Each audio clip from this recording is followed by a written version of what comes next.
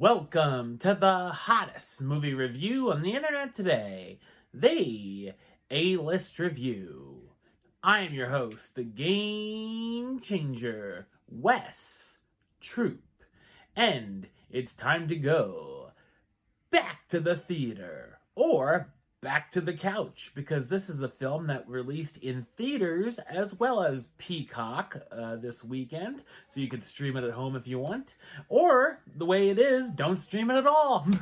This is the finale of the Blumhouse trilogy of Halloween. So let's see what Michael Myers has or doesn't have in store for us this time.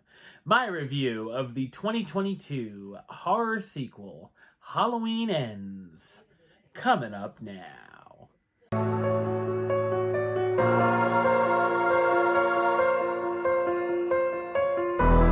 In 2019, Corey Cunningham is babysitting a young boy when a horrible tragedy happens. Corey is marked by the town of Haddonfield as a monster. 3 years later, the town is still recovering from Michael Myers' latest killing spree, and he has since disappeared. Laurie Strode and her granddaughter Allison are trying to move on with their lives, and soon after meeting, Allison begins dating Corey. Of course, Michael himself isn't far away, and antics ensue. So what did I think of Halloween Ends? I thought it's a ghastly horror sequel. It's the 13th official film in the franchise, even though most of them don't count anymore, depending which studio you listen to. It's directed by David Gordon Green, best known for directing George Washington, Pineapple Express, Your Highness, Joe, Stronger, and of course Halloween 2018 and Halloween Kills.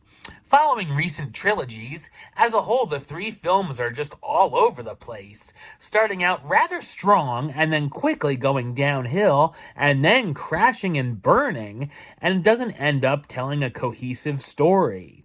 I honestly thought it couldn't get worse than Halloween Kills, but evidently they took me up on that challenge.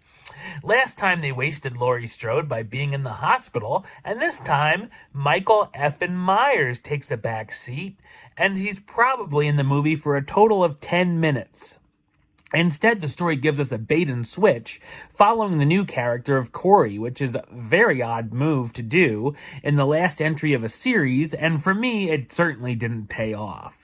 The story borrows ideas from Friday the 13th Part 5 and even Joker, as Corey begins taking revenge on those who have wronged him in the past, like a gang of bullies who don't look like they have anything at all in common and look like a crappy version of the Breakfast Club.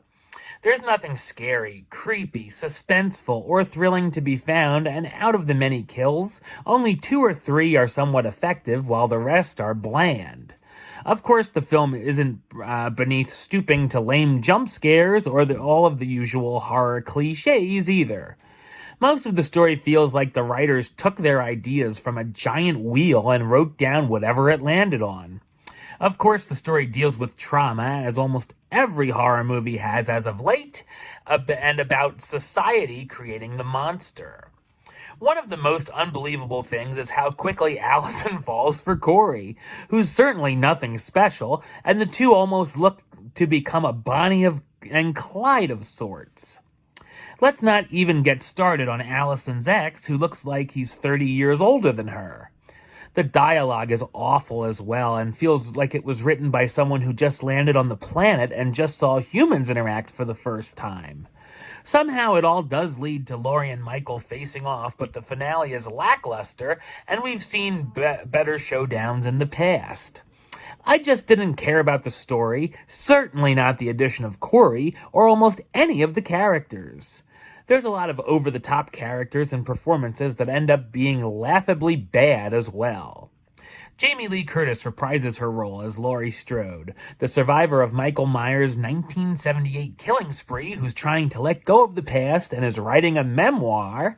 Andy Matacek as Allison Nelson, Laurie's granddaughter, who's now a survivor of Michael's 2018 killings.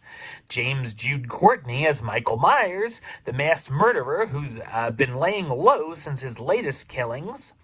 Rohan Campbell as Corey Cunningham, the young man accused of murder who's become a pariah in Haddonfield, and Will Patton as Deputy Frank Hawkins, the deputy who arrested Michael back in the day.